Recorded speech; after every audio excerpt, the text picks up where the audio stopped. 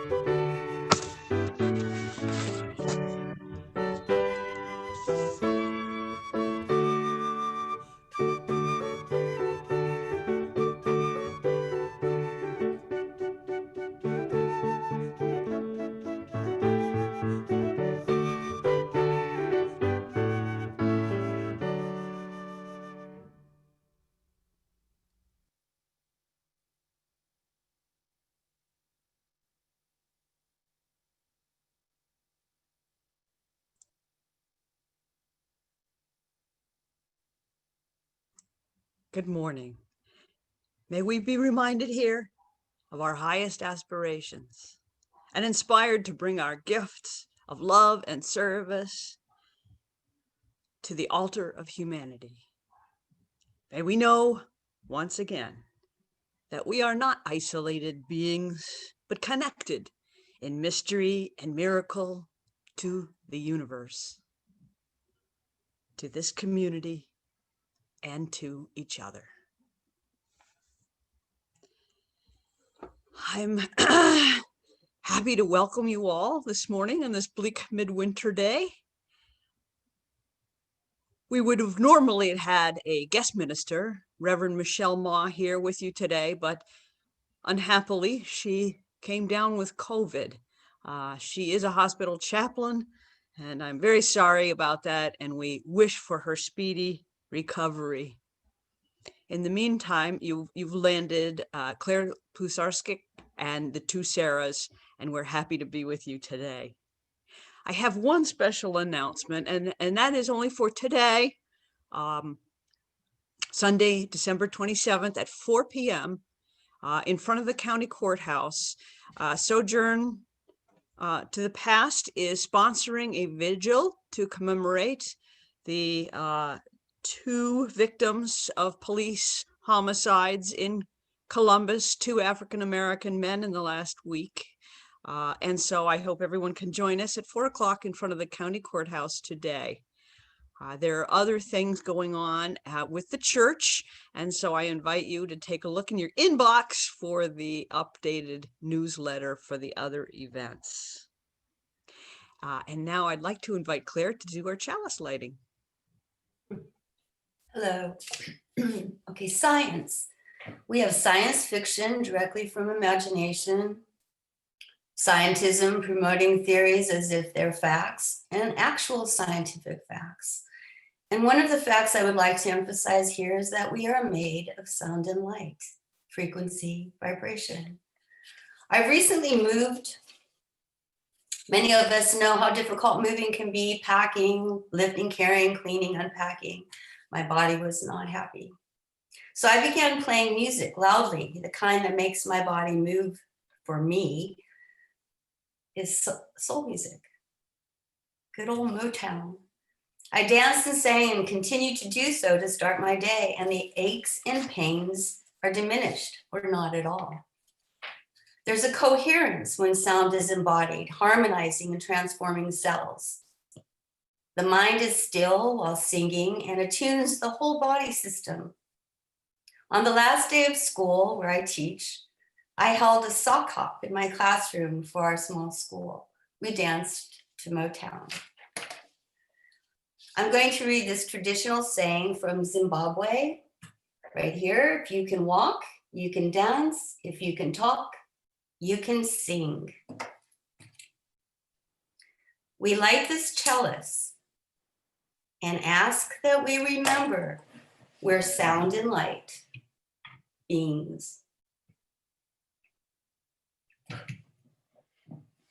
When we keep our vibe up, we benefit ourselves and the whole of humanity. Thank you.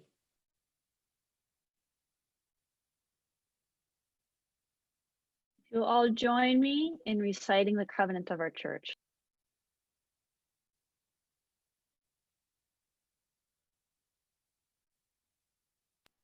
Let's try this again.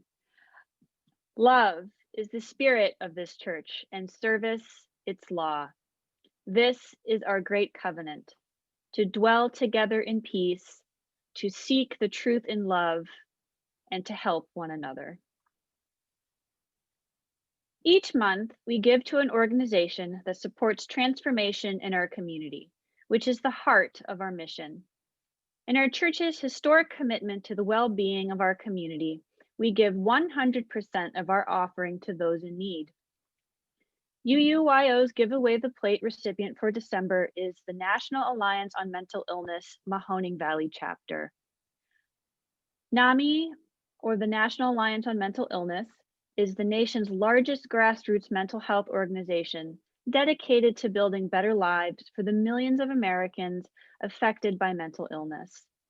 NAMI Mahoning Valley is our region's voice on mental health. NAMI Mahoning Valley's mission is to provide support, advocacy, and education to the individuals and families in the Mahoning Valley who are dealing with mental illness. NAMI Mahoning Valley envisions a world where all people affected by mental illness live healthy, fulfilling lives supported by a community that cares. Above all, NAMI Mahoning Valley values hope. They believe in the possibility of recovery, wellness, and the potential in all of us. They embrace diverse backgrounds, cultures, and perspectives, and they promote confidence, self-efficacy, and service to their mission. They also practice respect, kindness, and empathy, and NAMI Mahoning Valley fights for equity and justice. For over 50 years, NAMI Mahoning Valley has been helping people in the Mahoning Valley work through and be supported in their journeys with mental illness. From families looking for information to individuals dealing with new diagnoses and sometimes frightening symptoms, NAMI Mahoning Valley is here with resources, support, and education about mental illness, and they are always happy to help those who need it. We will now receive the offering that supports the life of Youngstown, the Mahoning Valley, and our wider world.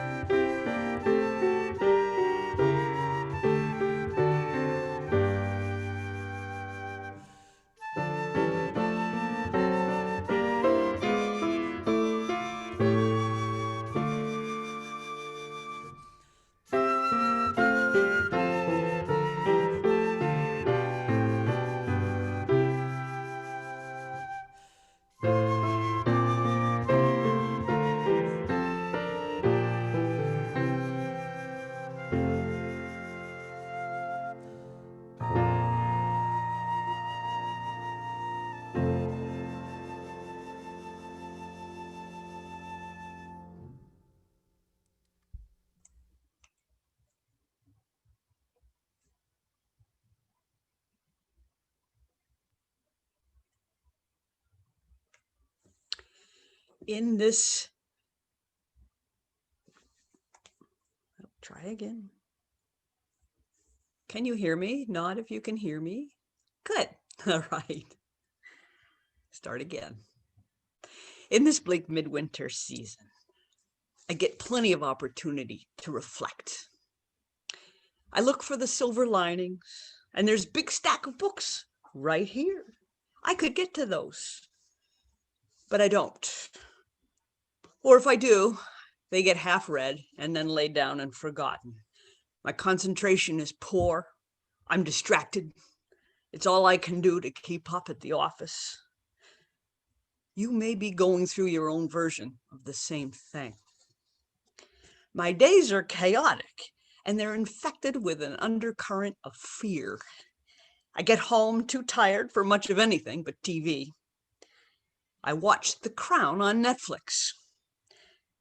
And now swirling around us is the corona, Spanish word for crown. This is surreal.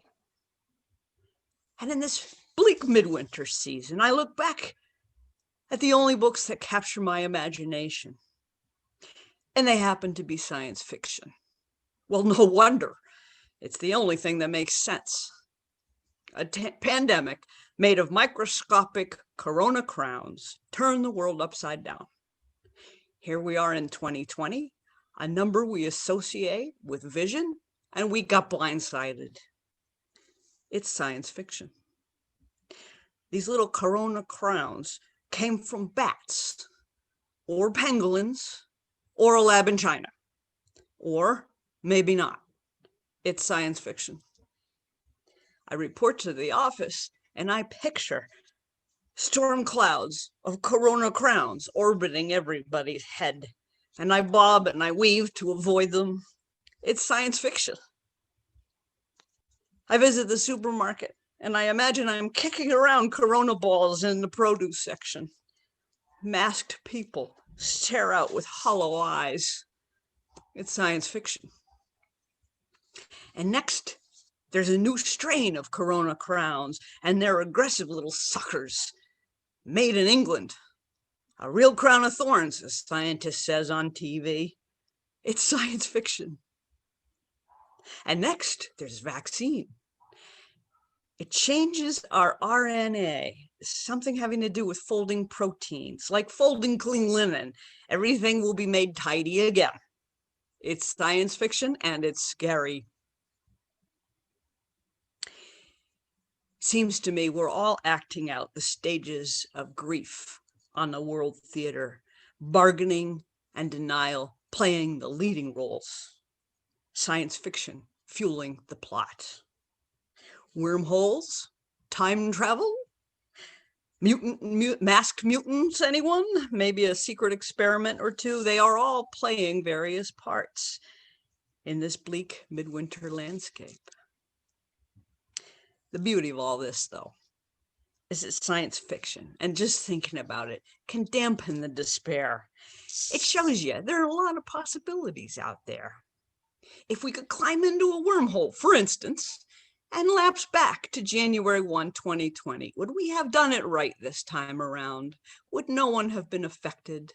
Maybe. There are plenty of what ifs to entertain. What if we could actually see each other's coronas? And I'm not talking about the virus now. I'm talking about the halos. You know, just like in the famous paintings of the Virgin and the Child we see all season over Christmas, where there's electrostatic photographs of people and plants and things invented by that Russian scientist, Kirlian. They're sometimes called corona photos. They show the rainbow colors that surround us in our electromagnetic fields. What if we had these halos? And what if we could see one another's halos?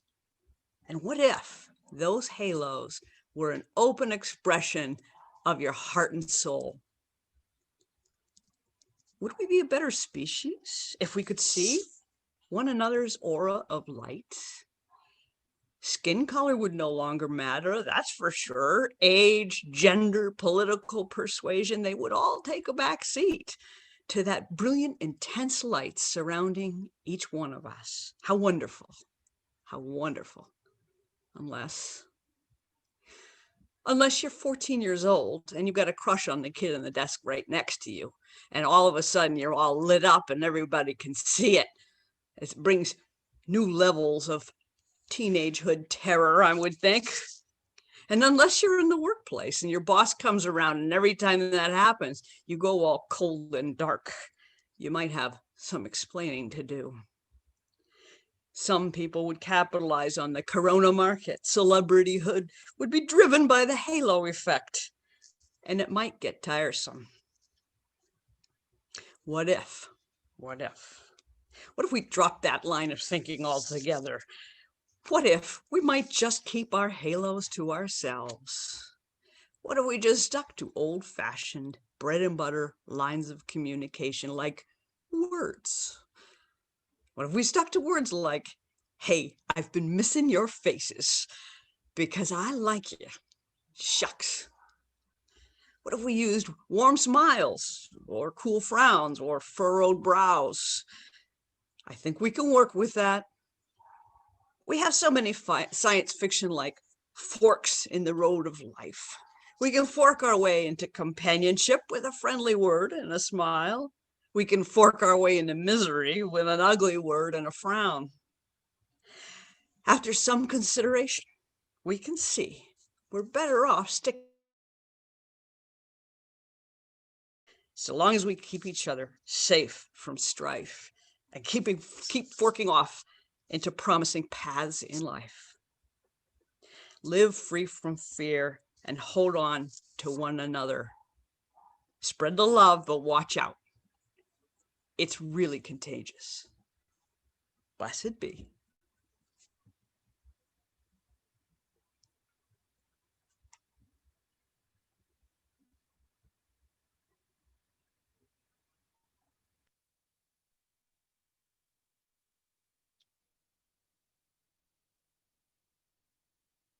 We're now going to take a few moments and get ourselves comfortable, however we are finding ourselves, whether we are sitting, laying down. So take a moment and settle in. And we're going to go through a little meditation practice together. So again, sit comfortably and take a deep breath in when you are there and comfortable. And let that breath out. And reflect that you and your body is the earth, as in this Navajo chant. The earth, its life am I. The earth, its feet are my feet. The earth, its legs are my legs. The earth, its body is my body. The earth, its thoughts are my thoughts. The earth, its speech is my speech.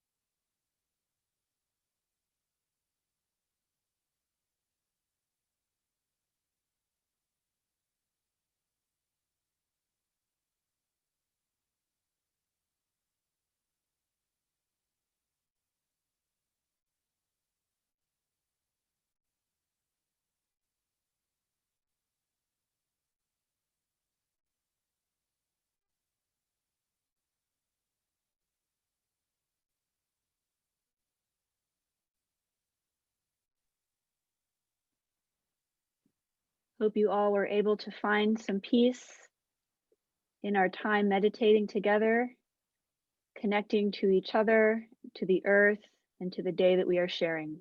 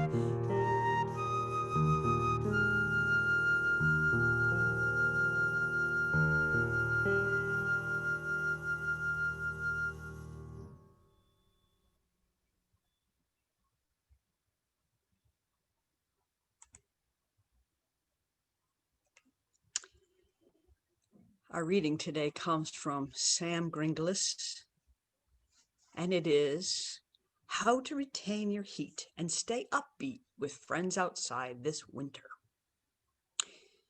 In Norway, embracing winter is a way of life. In Edmonton, Canada, they're working on it. In 2012, city planners launched an effort to reinvent how people think about winter. The program became Edmonton's Winter City Initiative.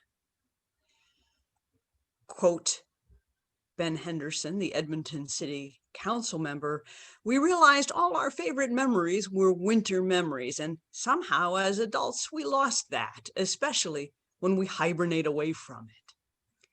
The city now invests in making winter just as vibrant as summer. It keeps playgrounds open, plows trails, sponsors programming like winter festivals, promotes outdoor dining in all 4 seasons, and builds warming huts in public parks. There are even efforts to think about how cities and public spaces can be designed and built better to maximize sunlight and block wind in wintertime. Henderson says more cities are catching on. Winter Cities Advisory Committee has been asked to present at conferences around the world. We need to think about winter in a different way and not hide from it, but take joy in it, he says.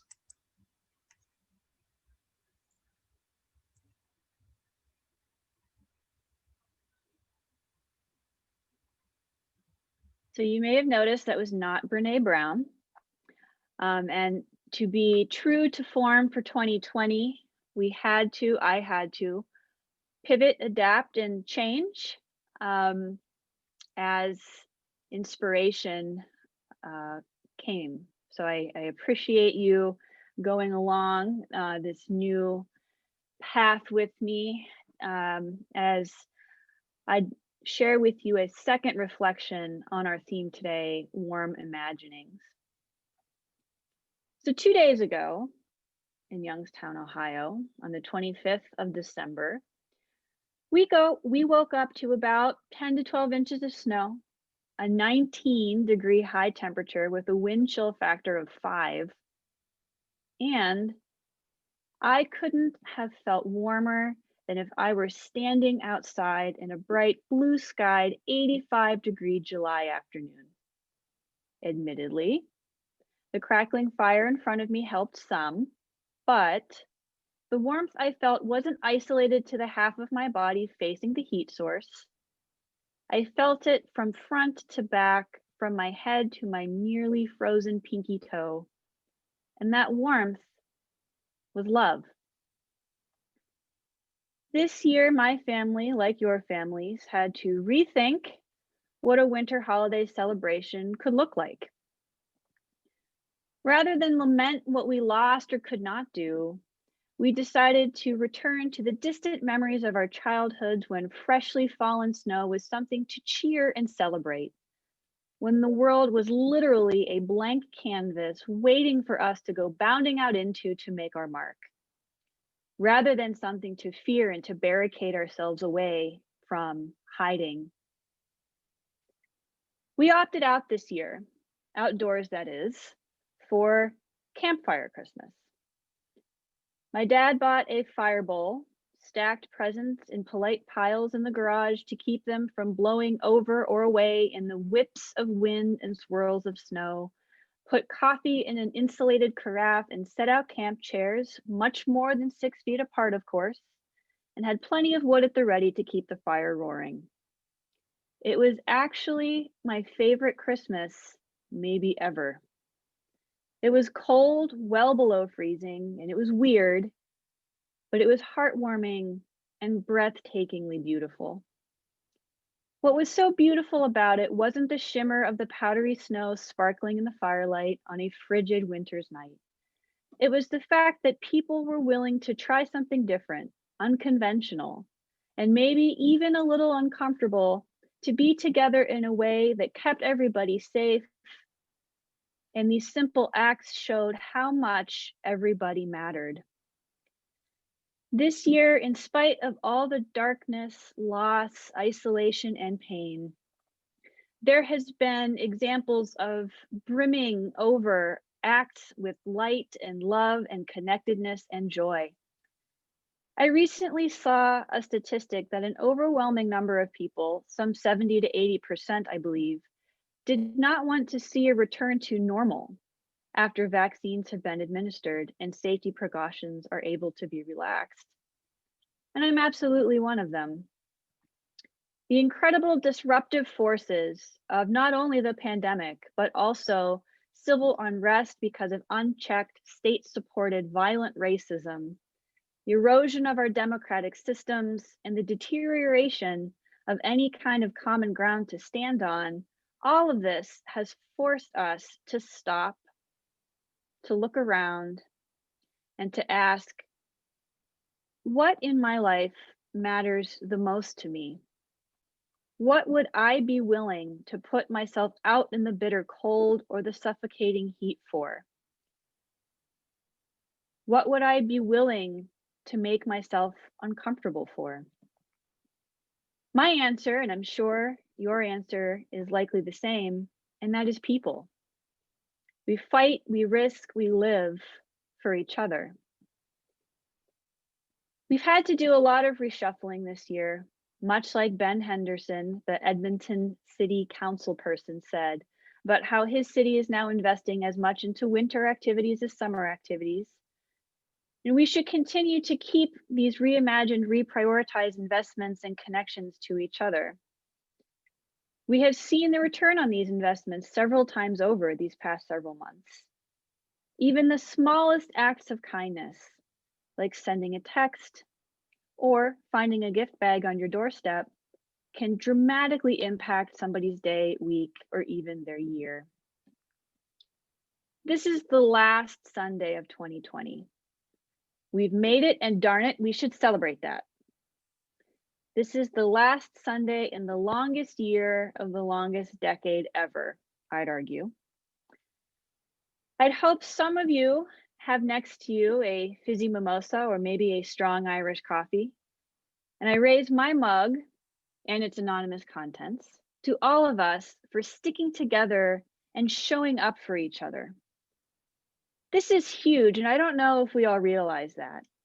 The act of rewiring ourselves and our routines to keep showing up is significant, transformative, and revolutionary. And this example, virtual church, is only one of hundreds that we've made throughout the 9 to 10 months that we have been adapting to, living with, and finding peace in spite of the multiple plagues that this year has thrust upon us.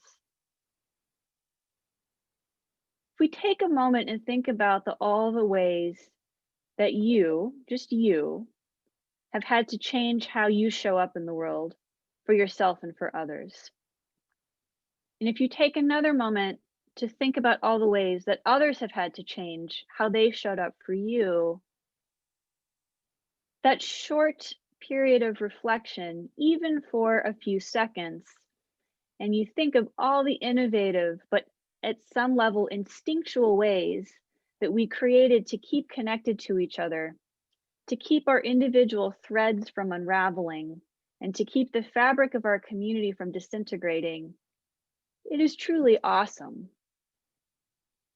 Many people at this church and other circles in my orbit have said that these new ways of connecting, especially the virtual ones through Zoom or other similar platforms, have actually managed to stitch together even more options for connecting than we had before.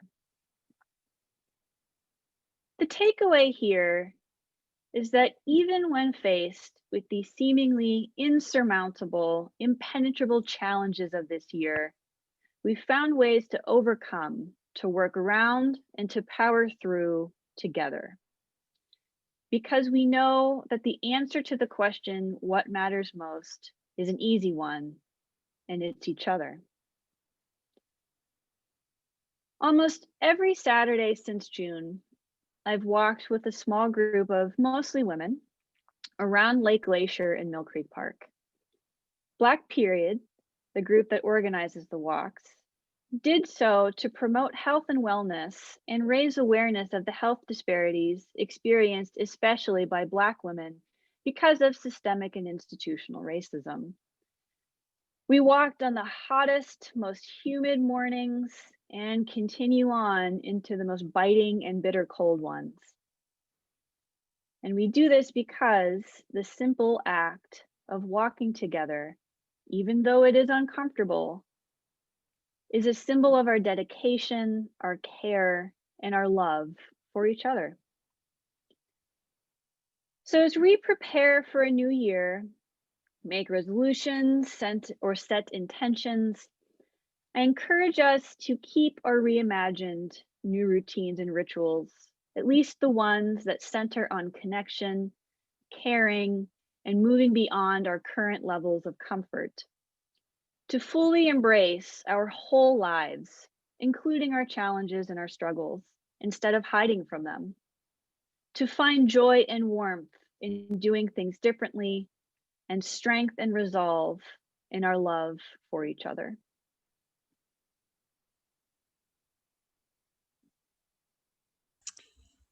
Thank you, Ms. Lowry, for your wonderful words. And now we'll take a moment for prayer.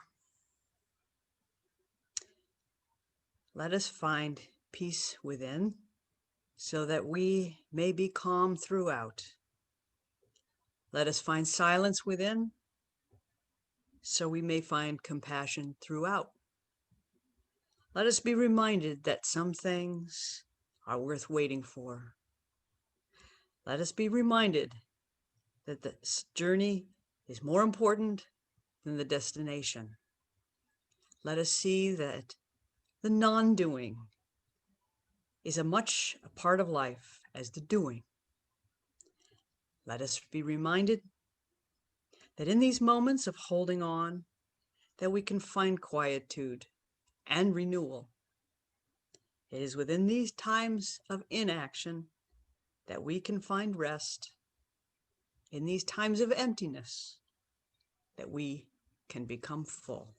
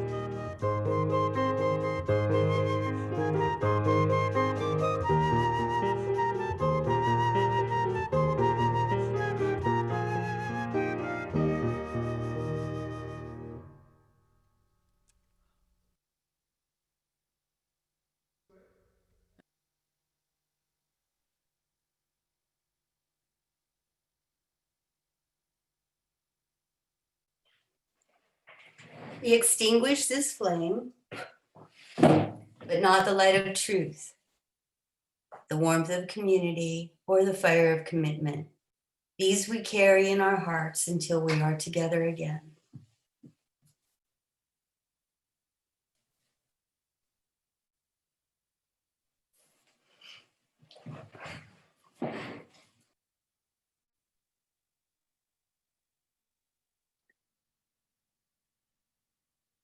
As you depart, please remember the one great fact. You are loved and never truly alone.